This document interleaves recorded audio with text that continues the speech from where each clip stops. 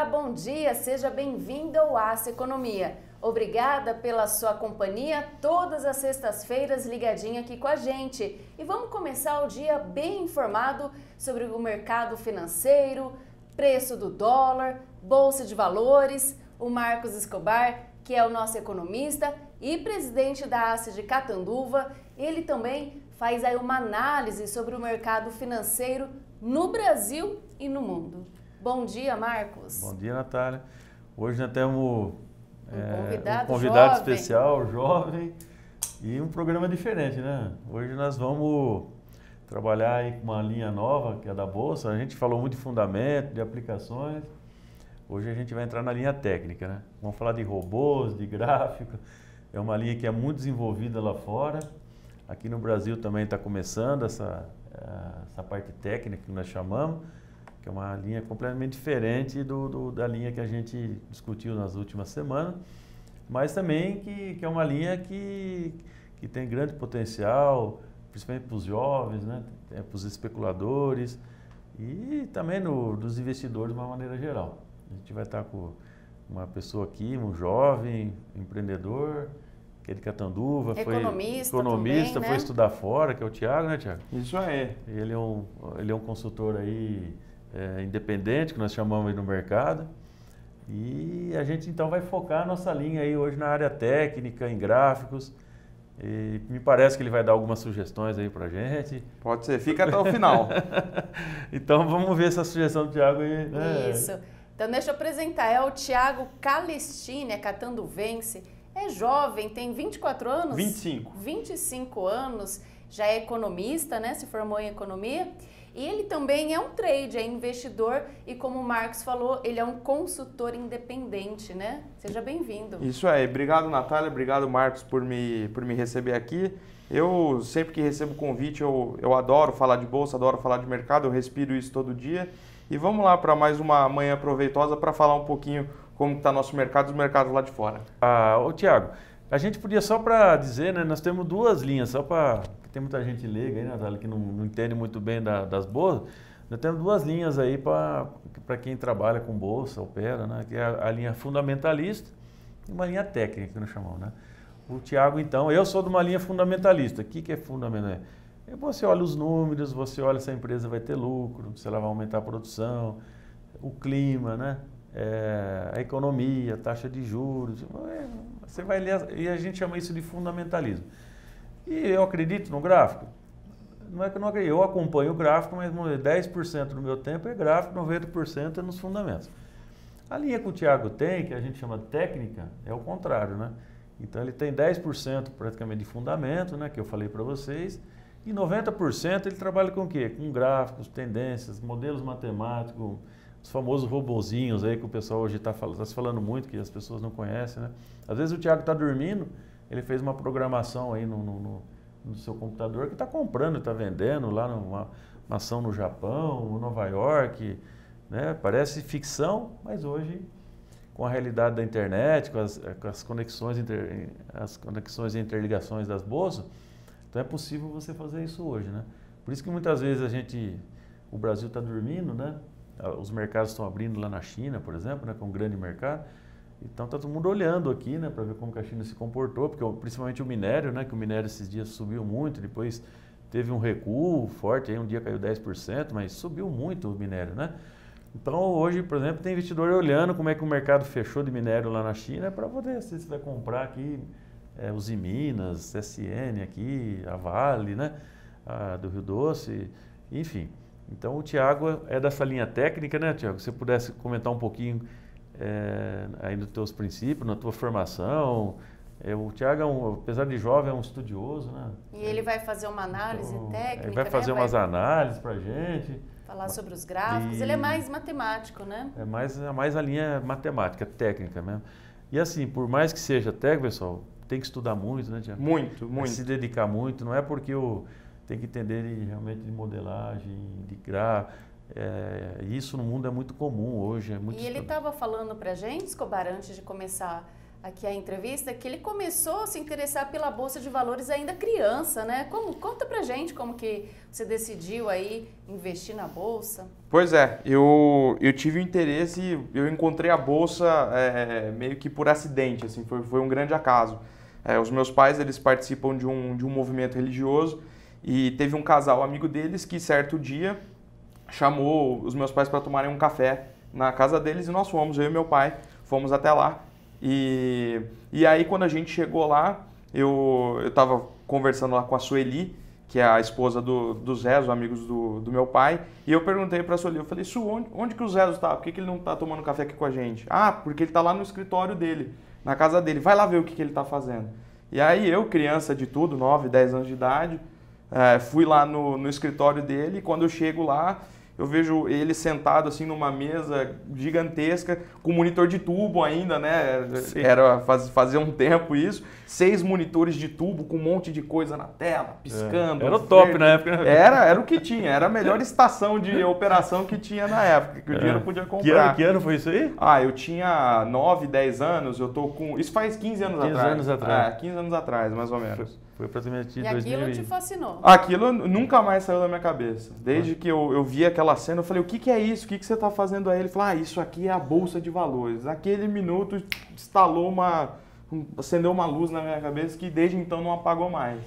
E aí eu fiquei com aquilo na cabeça. Isso com certeza teve um peso na minha decisão por estudar economia. E quando eu entrei na faculdade de economia, em agosto de 2014, eu trilhei o meu caminho lá dentro, direcionado para o mercado, principalmente para a Bolsa. Olha que interessante.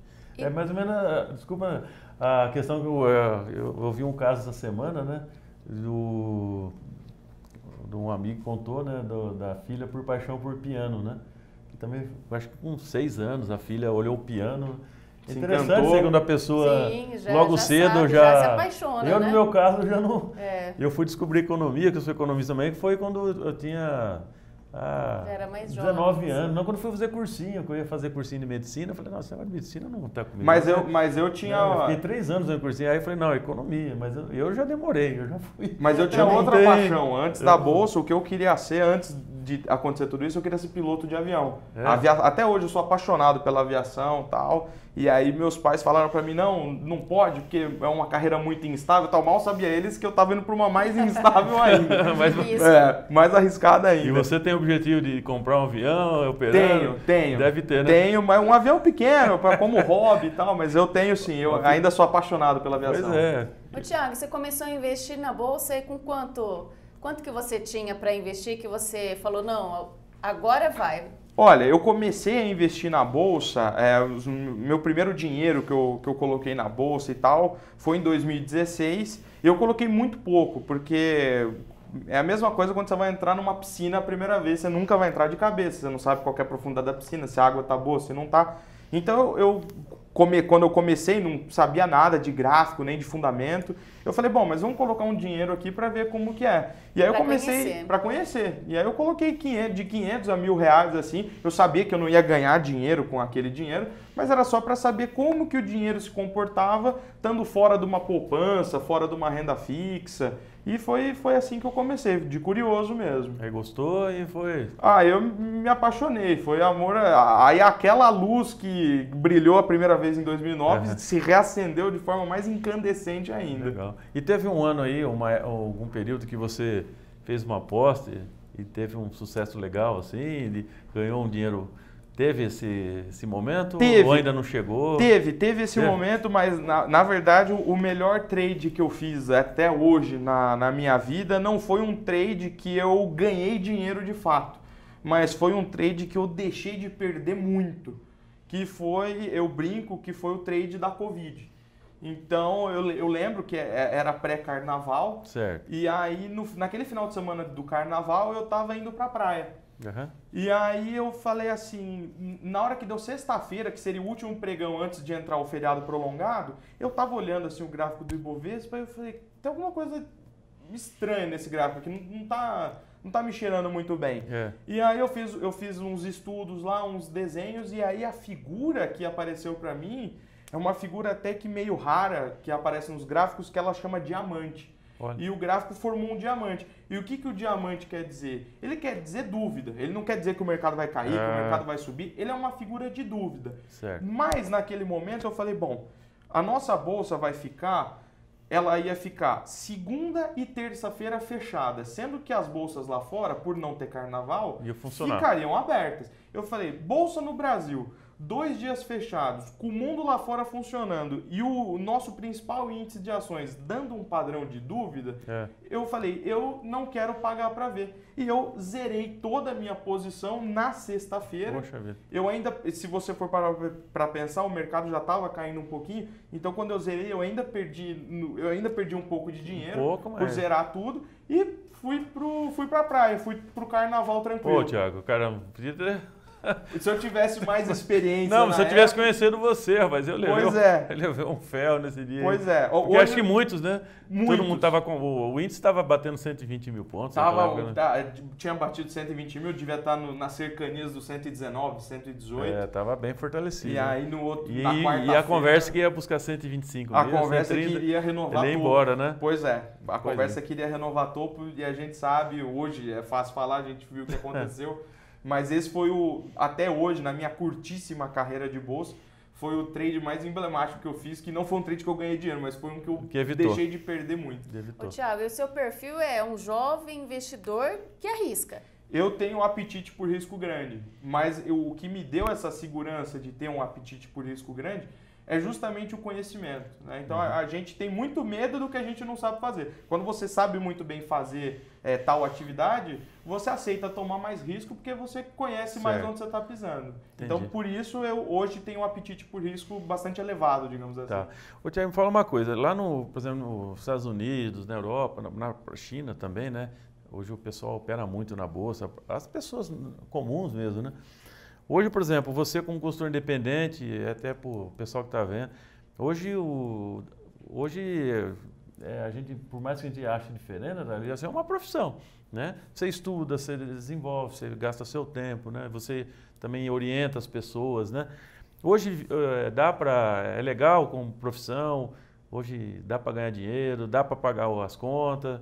Olha, eu sou meio suspeito para falar, né? Mas é um investimento para os jovens aí, para quem quer entrar. Com certeza. Eu acho que é um emprego super qualificado, né?